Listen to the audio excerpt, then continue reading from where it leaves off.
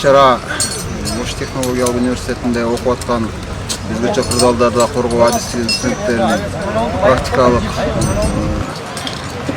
теориялык алган билимдерин практикалык айкалыштыруу максатында өзгөчө кырдаалдар министрлигинин Ош шаардык башкармалыгынын көмөгү жардамы менен ушул иш-чара уюштурулуп атат.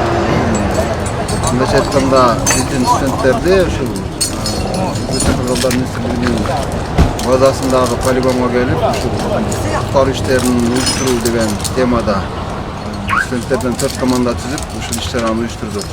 Бул иш-чарага негизинен Ош шаардык өзгөчө кырдаалдар башкармалыгынын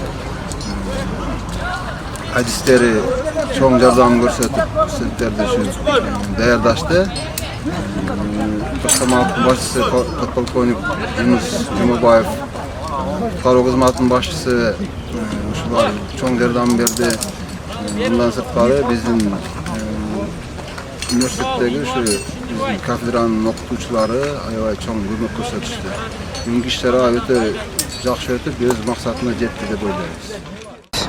Бүгүнкү бизде өткөрүлүп жаткан иш-чара бул Ош технологиялык университетинин жана колледждин ортосунда болуп жаткан, мындай айтканда өткөрүлүп жаткан учение. Бул жерде биз 4 команда болуп жатабыз, 2 высшийдан жана 2 колледжден.